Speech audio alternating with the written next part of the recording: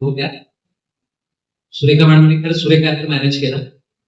उसरतवाडी वकील परिवारातर्फे convincing practitioner करता हा जो विषय आहे पुढे म्हणजे हा एक विषय आहे. परंतु या विषया व्यतिरिक्त दैनंदिन ज्या अडीअडचणी आहेत त्या वकिलांना दस्त नोंदणी करताना भेडसावतात त्या संदर्भात खरंच असे वारंवार लेक्चर्स किंवा कॉन्फरन्स अरेंज होणं गरजेचं आहे. लक्ष्मणाने बाजू मांडली की जनता दरबार घेण्यात यावा.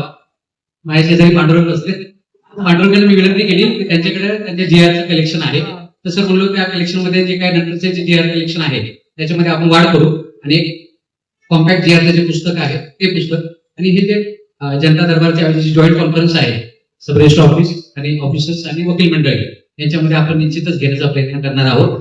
अल्टिमेटली सर वकील मंडळी त्यावेळेस दस्ता संदर्भात काही भूमिका मांडतात तर ते जनतेच्या वतीने मांडत असतात, कारण अल्टिमेटली जर दस्त जर नोंदणीकृत झाला नाही तर ही जनता सफर ठरत असते.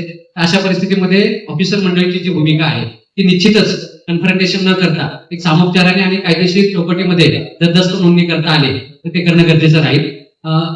लक्ष्मणाने अजून एक मुद्दा मांडला की आता नवीन आलेले काही एमपीसी मंडळी आहेत किंवा जे क्लर्क मंडळी आहेत त्यांना खरंच कायद्याचं कदाचित थोडंफार ज्ञान असू शकतं किंवा नसतं.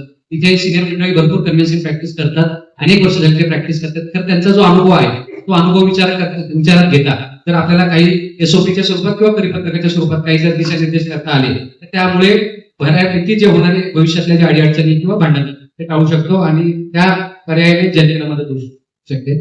तर खरंच आपण वेळात काढून जो आपण या विषयावरती मार्गदर्शन केलं आणि संपूर्ण प्रश्नांची उत्तरं दिली, कुठल्याही प्रश्नांची उत्तर टाळाटाळ केली नाही वेळेचे अभावी किंवा काय, तर त्यामुळे मी खरंच मनापासून पुणे बार असोसिएशन तर्फे आणि आयोजकांतर्फे आपलं धन्यवाद व्यक्त करतो आणि उसरतवाडी वकील परिवारातर्फे नवनिर्वाचित committee plus Khadki bar association यांचा जो सत्कार केला त्याबद्दल सुद्धा मी आयोजकांचा आभार मानतो आणि थांबतो.